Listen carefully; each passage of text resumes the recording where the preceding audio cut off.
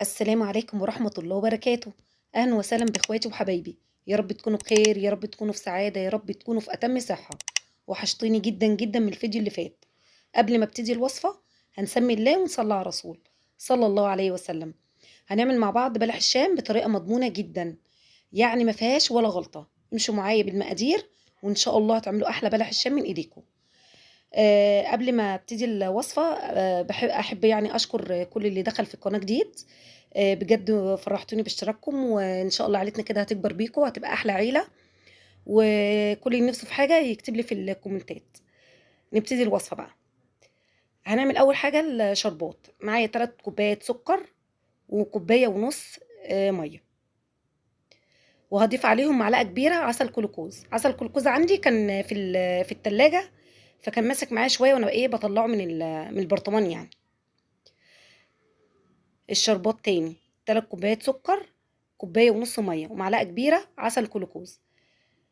هرفع بقى الحلة على النار لحد السكر ما يدوب معايا كويس جدا.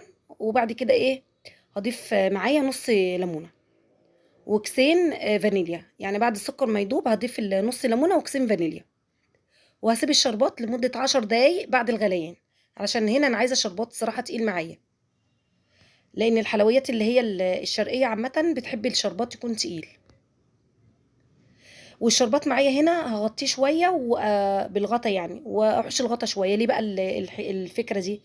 عشان لو في اي سكر جه في الجوانب، البخار بينزله تاني فما يسكرش معاكي الشربات، ما يرجعش يسكر تاني معاكي. فكرة انك تغطيها فكرة حلوة جدا، بتخلي البخار ينزل اي حاجة في الجوانب. تمام. هنعمل بقى عجينة البلح الشام.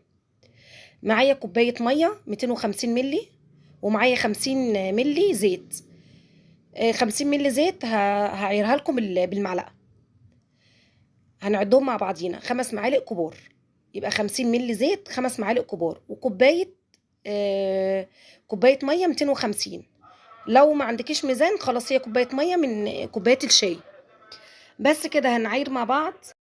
ضفت الزيت خلاص، هضيف بقى نص معلقة صغيرة سكر، وهرفع بقى الكلام ده كله على النار. معايا بقى ربع كيلو دقيق 250 جرام، عليهم معلقة كبيرة نشا. يعني هضيف على الدقيق معلقة كبيرة نشا. تمام. وذرة ملح صغيرة. طبعا اول ما المية ما تغلي معايا هضيف الدقيق اللي مضاف عليه معلقة كبيرة نشا. هوطي النار شمعة صغيرة بس كده، وهقلب بقى معايا الدقيق مع المية طبعا بالزيت لمدة دقيقتين او 3 دقايق. لازم معايا اقلبه كويس جدا. الدقيق معايا يطلع الرطوبة اللي فيه، فلازم الدقيق يتقلب معايا شوية حلوين كده على النار. بس هقلبه لمدة دقيقتين 3، وطبعا هطفي النار وهسيب بقى العجينة دي تبرد خالص معايا.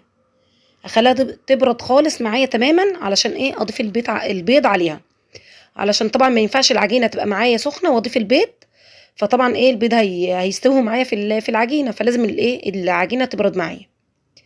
البيض هنا بقى عايزين بيض كبير. حجم البيضة 80 جرام. طبعا في ناس مش هتوزن بيضة او ما عندهاش ميزان، طب خلاص بلاش بقى 80 جرام. هتضيفي معايا 4 بيضات وسط او صغيرين، يعني المقدار هيحتاج معايا 4 بيضات.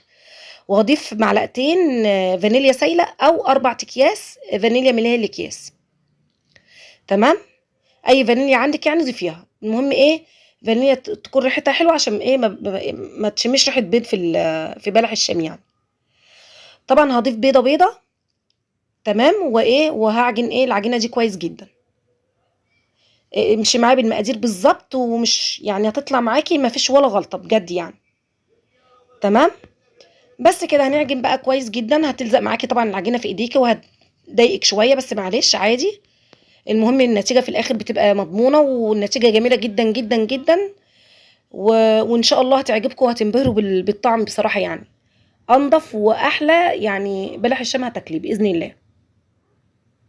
طبعا هنجيب بقى كيس حلواني، وهجيب بقى زيت بارد خالص، ما تحطوش على النار الزيت. يعني من ازاز على طول. وهتقطعي العجينه سواء بايديكي سواء بالمقص. لو بايديكي هتبلي صباعك زيت وقطعي، او بالمقص اللي يريحك يعني. طبعا هعمل الكميه دي على ايه، على مرتين. تاني مره طبعا الزيت هيكون سخن جدا، لازم ابرد الزيت بعد ما اجي اعمل تاني مره، يعني اضيف العجينه تاني مره لازم الزيت ابرده بشويه ميه كده، لازم الزيت يعني يكون بارد تماما زي ما عملناه في اول مره. بس كده.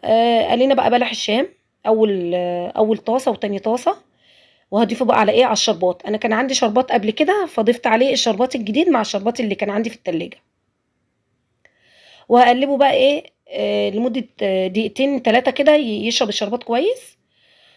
بس كده هوريكي شكله من جوه، وبألف مليون هنا وشفا يا رب على قلوبكم. وكل اللي وصل بقى لحد هنا يصلي على رسول صلى الله عليه وسلم. يلا جربوا الطريقه وان شاء الله هتعجبكم باذن الله. اشوفكم ان شاء الله في وصفه جديده، مع الف سلامه، مع السلامه.